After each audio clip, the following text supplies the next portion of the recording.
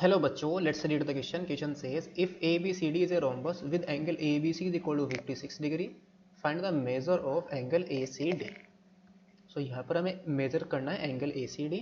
उसे फाइंड करने के लिए जो की कॉन्सेप्ट हम यूज करेंगे, की कॉन्सेप्ट इज यहाँ पर यूज करेंगे in a triangle angles opposite to angle opposite to equal sides, angle opposite to equal sides are equal sides are equal. यानी कि किसी भी ट्रायंगल के अंदर जो इक्वल साइड के अपोजिट जो एंगल्स होते हैं वो भी क्या होते हैं, इक्वल. तो यहाँ पर जो गिवन है, हमें क्या गिवन है, ए बी सी डी क्या है, एक रोम्बस है. Let's suppose this is our rhombus A B C D. ये हमारा रोम्बस है ए बी सी डी. हमें यहाँ पर कौन सा एंगल फाइंड आउट करना है, एंगल ए सी डी. इस एंगल को हमें फाइंड आउट करना है. और हमें कौन सा एंगल गिवन है, ए बी सी. ये एंगल हमें गिवन है, कितना है ये, 56 डिग्री गिवन है. Because since A B C D ये क्या है हमारा, इज अ रोम्बस. ये हमारा क्या है, रोम्बस है. तो यहां से हमें क्या मिल जाएगा, दिस इंप्लाइज जो सी डी होगी वो किसके पैरेलल होगी, ए बी के, एंड और बी सी ये किसके पैरेलल होगी, ए डी के. एंड जो A B is equal to B C is equal to A D is equal to C D. ये चारों की चारों साइड क्या होगी, A B is equal to B C is equal to C D is equal to A D. चारों की चारों side equal होगी बिकॉज रोम्बस के चारों साइड इक्वल होती हैं. नाउ जो एंगल बी ए सी और ए सी डी ये दोनों की दोनों लाइन कैसी है, पैरेलल है. अगर ये दोनों लाइन पैरेलल है और ये दोनों एंगल कैसे हो गए, अल्टरनेट हो गए. एंगल सिंस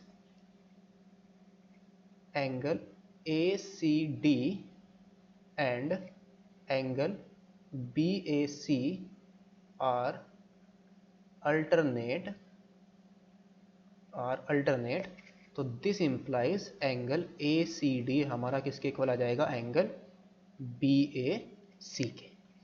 यानी कि जो एंगल ए सी डी होगा वो किसके इक्वल होगा, बी ए सी के. बिकॉज ये दोनों एंगल इक्वल अल्टरनेट है. अल्टरनेट इक्वल कब क्यों होंगे, बिकॉज बी सी और ए डी पैरेलल है और बी सी क्या है, इसकी ट्रांसवर्सल लाइन है जिसको इंटरसेक्ट कर रही है. तो ये दोनों एंगल कैसे हो गए, अल्टरनेट, तो इक्वल भी हो जाएंगे. सो नाउ इन ट्रायंगल कौन सा ट्रायंगल हम यूज कर रहे हैं, A B C. In triangle A B C जो ए बी है वो किसके इक्वल है, बी सी के इक्वल है. तो यहां से हमारे पास क्या आ जाएगा, एंगल ये साइड किसके इक्वल है, इसके इक्वल है. तो इसके अपोजिट कौन सा एंगल बनना है, ए सी बी. और इसके अपोजिट कौन सा एंगल है, बी ए सी. दोनों के दोनों एंगल क्या हो जाएंगे, इक्वल. इसको यूज करेंगे हम की कॉन्सेप्ट को, कि अपोजिट्स इक्वल साइड के अपोजिट जो एंगल्स होंगे वो भी क्या होंगे, इक्वल होंगे. तो यहां से हमारे पास क्या आ जाएगा, this implies angle A C B is equal to angle B A C के इक्वल आ जाएगा. और by angle sum property, by angle sum property angle A C B plus angle B A C plus, इसी triangle के अंदर हम use करें angle sum property. Angle sum property कहते हैं ट्रायंगल के तीनों एंगल का सम कितना होगा, 180 degree. That is angle A C B, angle B A C और plus angle A B C is equal to 180 degree. Angle A C B किसके इक्वल है, बी ए सी के इक्वल है. तो यहाँ पर हम क्या पुट करेंगे, बी ए सी.